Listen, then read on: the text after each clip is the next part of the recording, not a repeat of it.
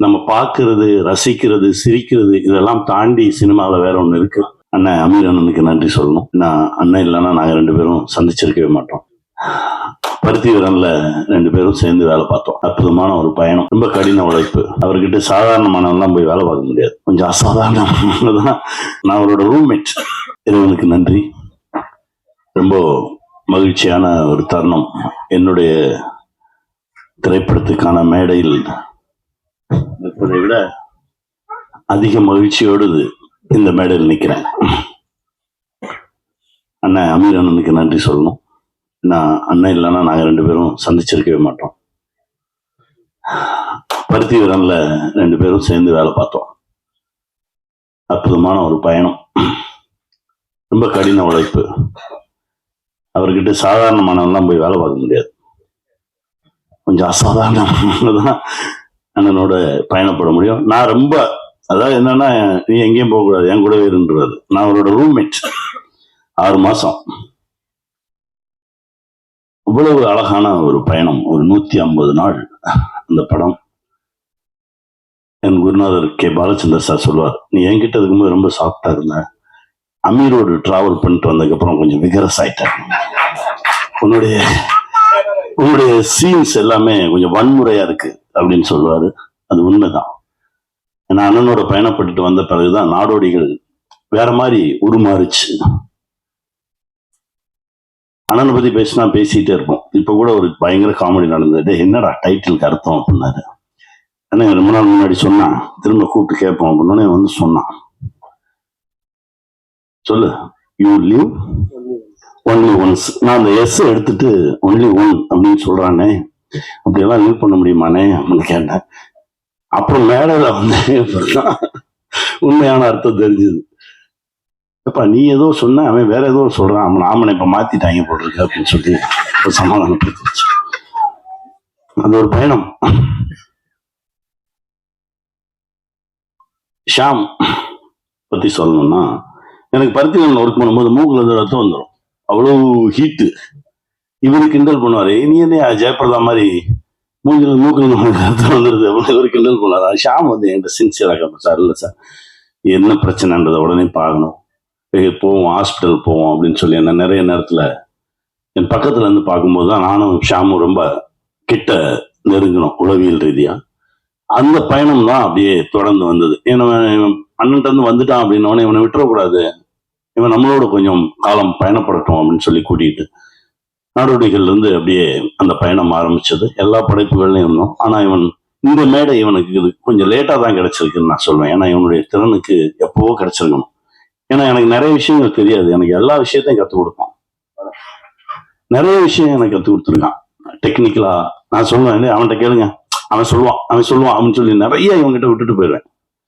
இவ்வளவு தூரம் என் பின்னாடி இருந்தது. ஏன்னா ஷாமும் ஷாஜகானும் இருந்தாங்கன்னா எனக்கு வேற ஒண்ணுமே தேவையில்லை, நான் பாட்டுக்கு என் வேலையை மட்டும் பார்ப்பேன், அவங்க பார்த்துக்குவாங்க. அப்படிதான் என்னை இது வரைக்கும் நகர்த்தி கொண்டு வந்தாங்க. அதனாலதான் சொன்னேன், இந்த படத்துக்காக ஏதாவது வகையில என் கூடவே நிக்கணும்னு சொல்லி இந்த மொமெண்ட் வரைக்கும் அந்த பயணம் போயிட்டு இருக்கு. கண்டிப்பாக இந்த படம் மிகப்பெரிய வெற்றி பெறும்.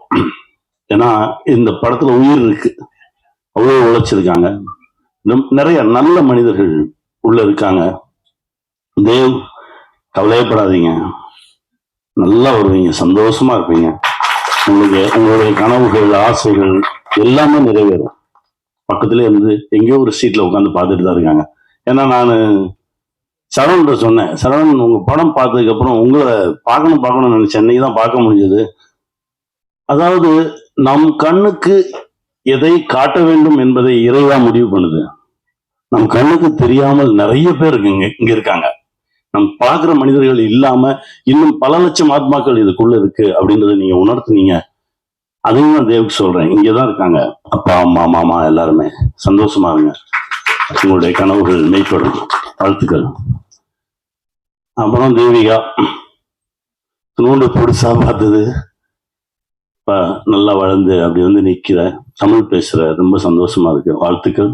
இந்த திரைப்படத்துல நடிச்ச அனைத்து கலைஞர்களுக்கும் என்னுடைய மனமார்ந்த வாழ்த்துக்கள். இந்த படம் மிகப்பெரிய வெற்றி பெறும், நான் இறைவன்கிட்ட பிரார்த்தனை பண்றேன்.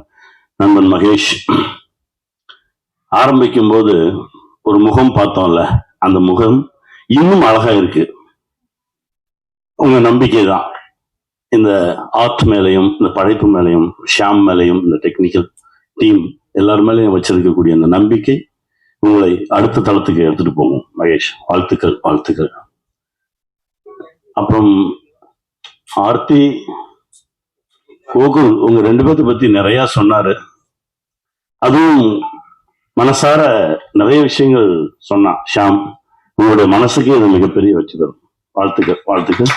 செல்வம் செல்வம், நல்ல படைப்பு, நல்ல விஷயங்கள், நம்ம பார்க்கறது, ரசிக்கிறது, சிரிக்கிறது, இதெல்லாம் தாண்டி சினிமாவில் வேற ஒண்ணு இருக்கு. என் குருநாதர் சொல்வார், உணர்வது அப்படின்னு சொல்வார். நாடோடிகள் படம் பார்க்கணும், அவங்க கூட தான் பார்க்கணும் அப்படின்னு சொல்லி கூப்பிட்டு போய் உட்கார வச்சிருந்தோம்.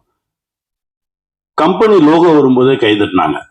அப்பதான் இதுக்கே தட்டுறாங்க அப்படின்னு கேட்டாங்க. இல்லை சார் தட்டுறாங்க அப்படின்னா. அப்பதான் அவர் என்கிட்ட ஒரு விஷயம் சொன்னாரு. அதாவது எல்லோரும் முழு மனசோட ஒரு படைப்புல வேலை பார்த்துருக்கோம் அப்படின்னா அது ஆடியன்ஸுக்கு சொல்ல தெரியாது, அவங்க உணர்வாங்க அப்படின்னு.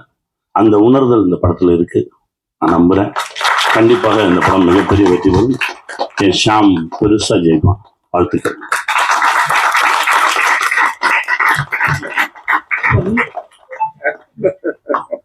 கோபி, முதல்ல கோபியை பார்த்தது ஞாபகத்துல இருக்கு. சிலோன்ல வச்சு மேடையில எல்லாம் நல்லா பேசுற, சிரிக்க சிரிக்க இந்த வசனத்தை சொல்ல மாட்டியா, சொல்லு அப்படின்ட்டாரு. கோபிக்கு அப்ப வாய் வர மாட்டேங்குது, நாக்கு உள்ளே போகுது.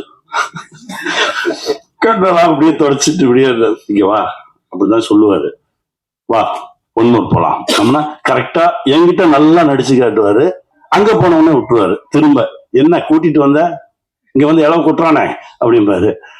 அப்புறம் அப்படியே அந்த பயணம் ஆரம்பிச்சு அதே டைரக்டர், எங்க டைரக்டர் சிரிச்சு சிரிச்சு சிரிச்சு அந்த படம் முடிச்சுட்டு நாங்க வரும்போது அவ்வளவு கொண்டாட்டமா வந்தோம். போய் திரைப்படம். வாழ்த்துக்கள் கோபி, உன் மனசுக்கு இன்னும் நிறைய களங்கள் கிடைக்கும். நீ விளையாடு.